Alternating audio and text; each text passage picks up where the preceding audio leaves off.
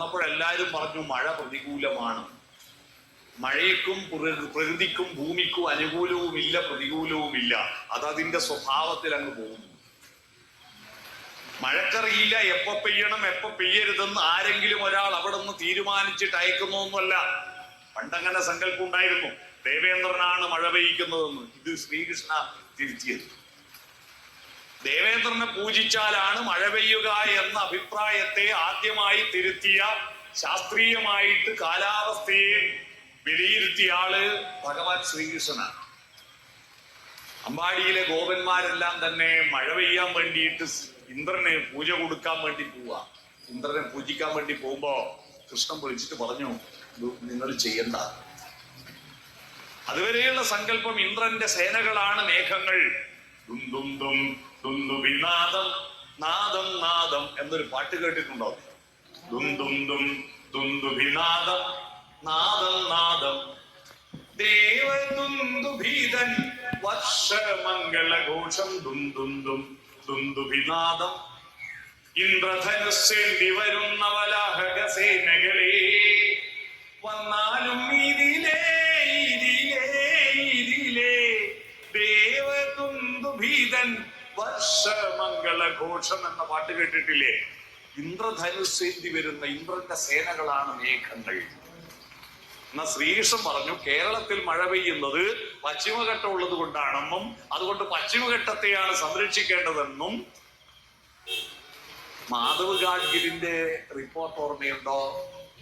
കസ്തൂരി രംഗന്റെ report ഓർമ്മയുണ്ടോ? ഈ കാര്യമാണ് ഏതാണ്ട് 2500 കൊല്ലം മുമ്പ് ശ്രീകൃഷ്ണൻ പറഞ്ഞത്. അമ്പാടിയിൽ മഴ പെയ്യുന്നതിന്റെ ആള് ദേവേന്ദ്രനല്ല, ഗോവർദ്ധന പർവ്വതമാണ്. അതുകൊണ്ട് പൂജ കൊടുക്കേണ്ടത് ഗോവർദ്ധനത്തെയാണ് എന്ന് പറഞ്ഞില്ലേ? ഈ പുഴയും മഴയും മലയും വെയിലും കാറ്റും എല്ലാം പ്രകൃതിയുടെ ശക്തിയാണ് നവരാത്രിയിൽ ആദ്യത്തെ 3 ദിവസം ആരാധിക്കുന്നത്.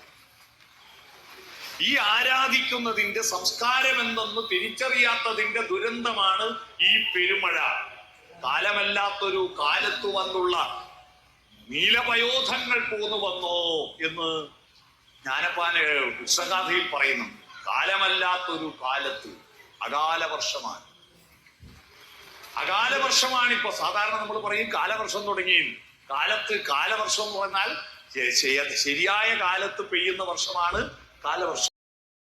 കുട്ടികൾ ഇപ്പൊ പാട്ട് പാടുന്നു, കാട്ടു തോന്യാസം തനി നിറമെടുത്തണിയണ നെഞ്ചേ കാട്ടു തോന്യാസം. ഇപ്പൊ കുട്ടികൾ ഏറ്റവും കൂടുതൽ പാടിത്തുള്ളുന്ന ആവേശ സിനിമയിലെ പാട്ടാണ് മാതാപിതാക്കളെ മാപ്പുൾ. ഇനി അങ്ങോട്ട് തന്നിഷ്ടക്കൂത്ത് ഉന്നം മറന്നൊരു പോക്ക് ഗുണപാഠങ്ങൾ മതിയാക്ക്. ഇതെൻ പാത എൻ അധികാരം, വഴി തെറ്റാനുമുണ്ട് അവകാശം. വഴി നടക്കാനുള്ള അവകാശത്തിന് വേണ്ടി സമരം ചെയ്ത നാട്ടിൽ ഇപ്പോ വഴി തെറ്റാനുമുണ്ട് അവകാശം. തനി നിറമെടുത്തണിയണ നെഞ്ചേ കാട്ടു തോന്യാസം. കാരണം എന്താ? അവര് സരസ്വതിയിലേക്കും ലക്ഷ്മിയിലേക്കും ആർദ്രതയിലേക്കും സൗന്ദര്യബോധത്തിലേക്കും അവരുടെ ഹൃദയത്തെ നയിച്ചില്ല, മനസ്സിനെ നയിച്ചില്ല. പകരം അവരെ ഇവിടുന്ന് അങ്ങേക്ക് വിട്ടു. എവിടെ? എയറിലേക്ക് വിട്ടു. അവിടെ ഒരു ക്ലബിൽ അംഗമാടുത്തു. ആ ക്ലബിന്റെ പേരാണ് ഇല്ലൂമിനാട്ടി. ഇല്ലൂമിനാട്ടി കേട്ടിട്ടുണ്ടോ പാട്ട്? ഇല്ലൂമിനാട്ടി. ആ ഇല്ലുമിനാട്ടി ആവാൻ എന്താ യോഗ്യത? ഒരു ജ്യൂസ് കുടിച്ചാൽ മതി. പോലും ഇല്ലുമിനാട്ടിയിൽ മെമ്പർഷിപ്പ് എടുക്കാൻ ഒരു ജ്യൂസ് കുടിച്ചാൽ മതി. നിങ്ങൾ കേൾക്കുന്നുണ്ടോ ഇത്? ഈ പാട്ട് നിങ്ങൾ കേട്ടിട്ടുണ്ടോ? ആ ജ്യൂസ് ഏതാണെന്നറിയോ? കട്ട ചോര കൊണ്ട് ജ്യൂസ് അടിച്ച് സോഡാ സർബത്ത്. എന്തൊരു ഭീകരതയാണ്! കാളി പോലും ഉണ്ടാവില്ല. മഹാകാളി മഹിഷാസുരനെ കൊന്നിട്ട് ചോര നാവിൽ നിന്ന് ഒഴുകി വന്ന കാളിക്ക് പോലും കട്ടച്ചോര കൊണ്ട് ജ്യൂസ് അടിച്ച് സോഡാ സർബത്ത് കുടിച്ചിട്ടുണ്ടാവില്ല. എന്തൊരു ഭീകരതയാണ്! എന്താണത്? ദുശ്ചിതാനന്ദം. അതുകൊണ്ട് നമ്മുടെ ഹൃദയം സർഗാത്മകമാണ്. സംഗീതം നാദരൂപിണി. 51 അക്ഷരാളി. പുസ്തകങ്ങൾ വായിക്കൂ. പുസ്തകങ്ങൾ വായിക്കാൻ വേണ്ടി 1 മാസം നീക്കി വെച്ചു. കർക്കടക മാസം അഭിമാനത്തോട് നമ്മൾ പറഞ്ഞു. പക്ഷെ കർക്കടകം 31 ഇത്യധ്യാത്മരാമായണേ ഉമാമഹേശ്വര സംവാദേ യുദ്ധകാന്ഡം സമാപ്തം കൂട്ടിയ പിന്നെ അടുത്ത 11 മാസം ഒന്നും തൊടില്ല. ഒരക്ഷരം വായിക്കൂല. എന്ത് കാര്യം? അതുകൊണ്ട് പുസ്തകത്തെ പൂജിക്കാനുള്ളതല്ല, പുസ്തകത്തെ പൂജിക്കുന്നത് അതിന്റെ മേലെ തുളസിയും ഭസ്മവും പുഷ്പവും ചന്ദനവും പൂശുമ്പോഴല്ല, ആ അക്ഷരങ്ങളിൽ നിങ്ങളുടെ മനസ്സിന്റെ ആർദ്രത പൂശുമ്പോഴാണ് പുസ്തകം പൂജിക്കപ്പെടുന്നത്. അതുകൊണ്ട് പൂജിച്ച പുസ്തകം പുറത്തെടുത്ത് തുറന്നു വായിക്കൂ. നിരന്തരം വിദ്യയെ അമൃതമാക്കൂ, ചലിച്ചുകൊണ്ടിരിക്കൂ.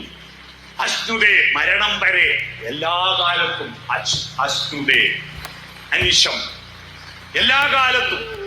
ഇവിടെ നേരത്തെ പരസ്യം റെക്കോർഡ് ചെയ്തതിനിടയിൽ ഒരു പാട്ടിന്റെ മ്യൂസിക്കാ വെച്ചത്, കേട്ടിട്ടുണ്ടോ?